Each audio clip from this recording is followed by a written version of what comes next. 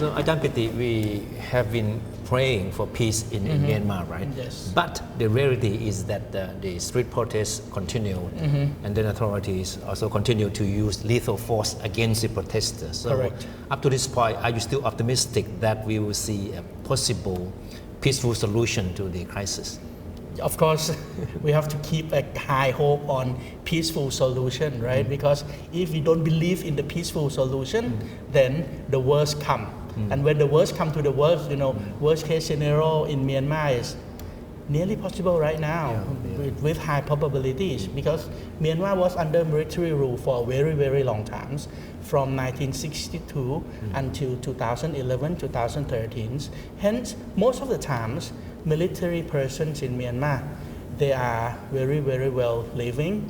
They seems to be they have social ranking, they have political ranking, they have economic higher ranking compared to normal people. They just lost this position 5-6 years ago. Hence, if they go back to that old regimes, it's their advantageous. And of course, even Western countries do not trade with Myanmar, but there will be some countries in this world that would like to trade with Myanmar, because Myanmar located in a very, very good strategic location, plus natural resources, plus human capital. This is the thing that world is in need right now. Hence, for military people, they can use lethal force. And of course, when the worst come to the worst, when people get killed by military, they go out of the town and they work closely with the minorities, where they also have weapons. Hence, the civil war can happen. And this civil war located just next to our door. We have 2,401 kilometer border share with Myanmar. Hence, we don't want to see that kind of thing. That's why we have to keep a good hope on Myanmar. So they are not joking when they say that we don't care about sanctions, we can live with it, and we can even walk with few friends. They are serious. They are serious. They no joke. Because when military people make a decision to do coup, if it's failure, they get killed, right? So they have to take it serious. That's why Thailand stance must be quite crucial, because we are next door to Myanmar. Correct. What should be Thailand's role in this case? I think honest broker, good mediator is the role that Thailand needs to take leads. And of course, you have to do it backdoor. Don't do it in front of the camera. Don't do it in front of the world media. Just do it in secrecy.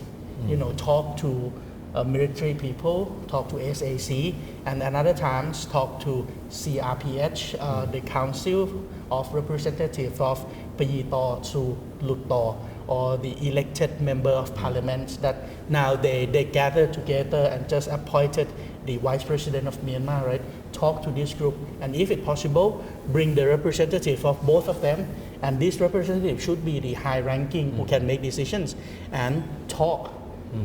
Make a meeting in Thailand. We, Thailand and ASEAN countries, be the facilitator. Facilitate them, make the constructive dialogue happen. And then, the first time, the second time, it's may failure. But keep doing it, and we facilitate them. And if they can deal, if they can negotiate, if they can agree on something, we, ASEAN 9 countries, plus the Secretary of ASEAN Secretariat, will be more like a witness to make sure that what they agree will be implemented. Can Thailand go it all alone, or should Thailand get green light from ASEAN? I think because this is the time of life and death, right? So we better do it alone because it's faster. But after a while, we still need support from our friends, from our family. ASEAN family is the best. Of course, it will be even better if we can also talk with our dialogue partners such as China, Korea, Japan, because these three countries and maybe India, they have so many stake in Myanmar as well. And right now we see how Myanmar protesters are calling for R2P to step in and try to like stop all the violence. Do you think that would be probable, and what will happen if that really happens? Yeah, it will happen if this kind of lethal force that kill people on the street keep going on and on and on, and then UN Security Council agree that this is a time to do the humanitarian interference. So the rules of R2P, responsibility to protect, will be implied, and other times the peacekeeping force, military power from outside, especially from superpower nations, will parade into Yangon, into Naypyidaw, try to get rid of the old regimes and set up the new one. But when this comes, if you learn from the experience of the Middle East, when superpower nations intervene, this kind of thing, they always come with their own benefits, right? After the new regime was set up, most of the good things, especially natural resources, are under the control by Western countries already, and that's the thing that we don't want to see. The thing we want to see is that peaceful solutions, like I mentioned earlier.